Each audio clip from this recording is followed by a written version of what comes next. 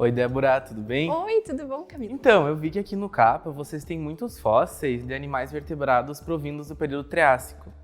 Isso me faz imaginar que naquela época a fauna era muito rica e muito diferente da forma atual. Tu poderia me ajudar a entender um pouco melhor sobre como as espécies que conhecemos hoje surgiram? Sim, claro. Bom, a vida ela surgiu na água, né? Há mais ou menos aí uns 3,5 bilhões de anos atrás. Essas espécies que viviam na água, elas conquistaram o ambiente terrestre e elas se adaptaram, né? Se modificaram e deram origem a diversas formas, né? Formas que a gente conhece hoje, como os anfíbios, os répteis, os mamíferos e as aves. Ah, então todos viemos de um ancestral comum. Sim.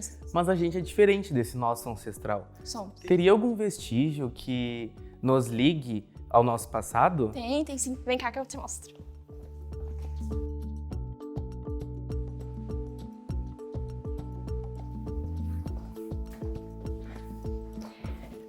Bom, Camilo, aqui eu tenho uma mandíbula, então, de um mamífero recente, né, um porco. E uma das características que a gente consegue observar tanto nos animais recentes, mamíferos recentes, como no registro fóssil, é relacionado à diferenciação dos dentes, né, que a gente chama de heterodontia.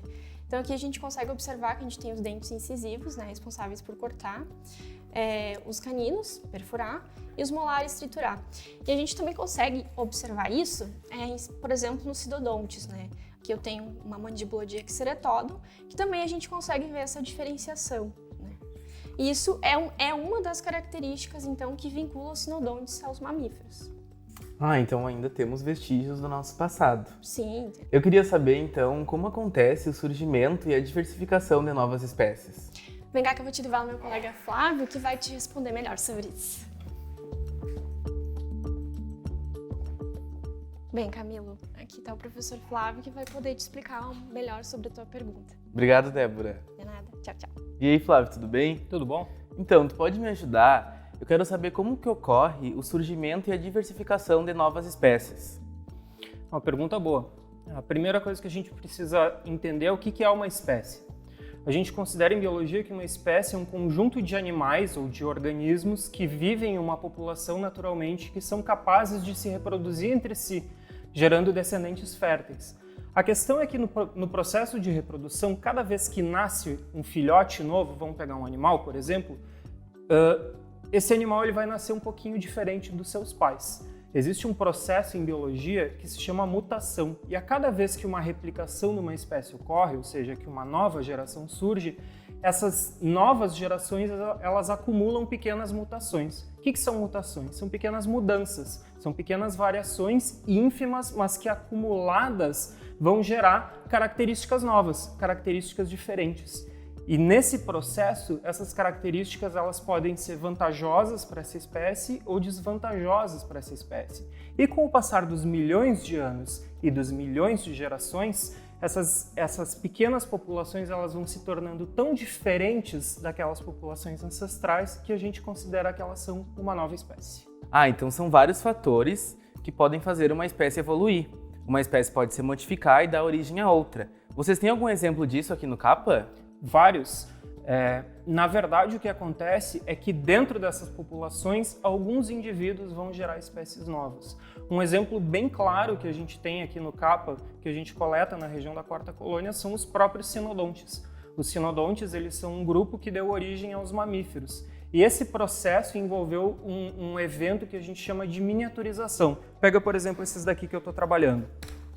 Os sinodontes do início do Triássico eram formas grandes, formas bem robustas. Com o passar do tempo, eles foram acumulando características, eles foram modificando sua morfologia e nesse processo eles também foram encolhendo de tamanho. Passaram a ser formas menorzinhas, com dentições cada vez mais especializadas. E em Faxinal do Soturno, que é um dos municípios aqui próximos do CAPA, a gente tem uma fauna de pequenos animais que eles são tão pequenos que eles são do tamanho de pequenos ratos. E esses animais aqui são os ancestrais mais próximos dos primeiros mamíferos. Eles estão exatamente na transição entre um sinodonte e um mamífero. Em outras palavras, os ancestrais, os nossos próprios ancestrais, nós que somos mamíferos, eles estão enterrados em rochas aqui da região central do nosso estado. Então isso são animais extintos. E o que caracteriza uma extinção? A extinção, de certa maneira, ela é a outra face da moeda da evolução. A evolução a gente pode considerar uma moeda de duas faces. De um lado tu tem a especiação, o surgimento de novas espécies, e do outro lado tu tem o desaparecimento de novas espécies.